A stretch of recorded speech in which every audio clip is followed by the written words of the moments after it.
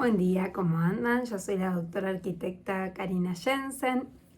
Soy investigadora con CONICET en el Instituto de Investigaciones y Políticas del Ambiente Construido IPAC CONICET UNLP, con sede en la Facultad de Arquitectura y Urbanismo de la Universidad Nacional de La Plata.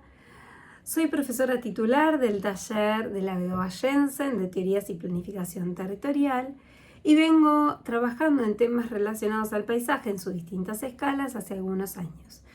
Con lo cual, en el marco de este Encuentro Nacional de la RAP, el número 15, y el primer Congreso Latinoamericano de Ciudades Verdes y Paisajes en Transformación, les vengo a presentar dos trabajos muy interesantes.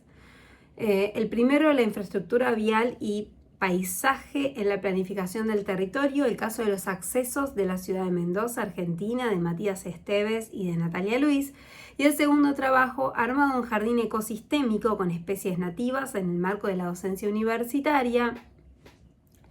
del equipo de Miriam Leal, donde participan también Lidia Reynoso, Gabriela Sánchez, Julieta Ramaciotti, Germán Reutemann, Ailén Chuchuy, Sonia Llorer, Elizabeth Schott, Mariana Mining y Zulma Ruiz Díaz, y son de la Universidad Nacional de San Luis. Estos trabajos son trabajos que abordan problemáticas del paisaje, y lo interesante es que lo abordan en distintas escalas. El primer trabajo, el que tiene que ver con la infraestructura vial en los accesos de la ciudad de Mendoza, es un trabajo que trabaja en una escala que tiene que ver con lo regional y el impacto que tienen dichas vialidades y cómo las percibimos y cómo percibimos ese paisaje desde la movilidad motorizada a una cierta velocidad, y qué vemos de ese paisaje. Un paisaje que es un espacio de paso, que es transicional, en el cual no nos detenemos o que nuestra percepción está ligada a cómo nos movemos dentro de él. Y hace un estudio de casos comparados donde compara dos situaciones y mediante una metodología de abordaje para dicha problemática identifica cómo en base a distintos tratamientos el resultado de cómo percibimos ese paisaje y qué hacemos con él en estos accesos cambia rotundamente. El tema de la movilidad del paisaje es un tema que hoy en día nos preocupa mucho,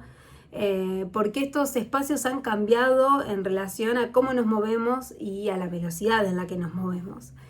Y es fundamental, en este caso habla de accesos a la ciudad, cómo percibimos ese espacio al que estamos ingresando, de qué manera, cómo hacemos que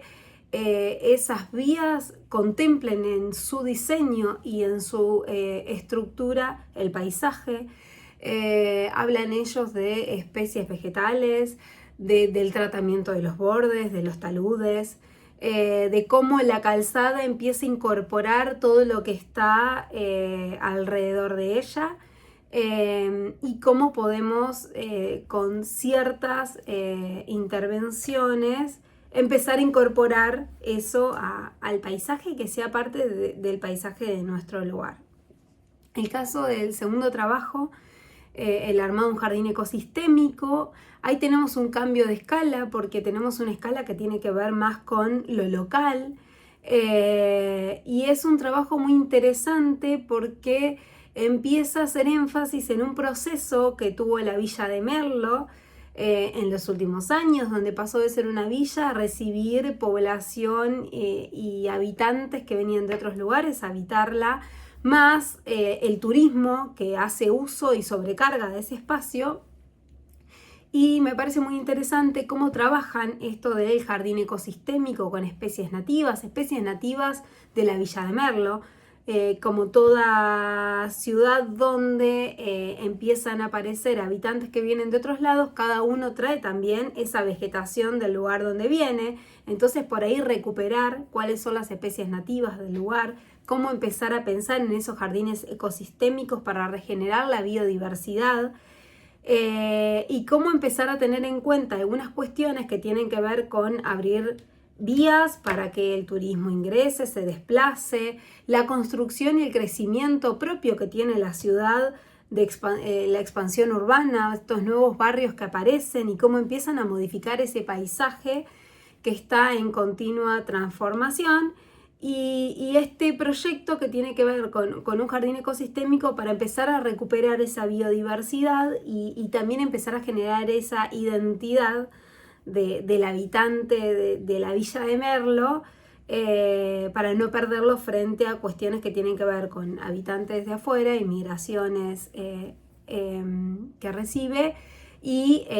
con el turismo, que también es una gran fuente de ingreso a la localidad. Por eso los invito a ver estas dos ponencias que son muy interesantes, y el contraste entre las dos escalas y un abordaje que desde distintos marcos teóricos y metodológicos nos permite empezar a incursionar en esto de la regeneración de la biodiversidad, de apropiarnos del paisaje y de hacerlo parte de nuestra vida.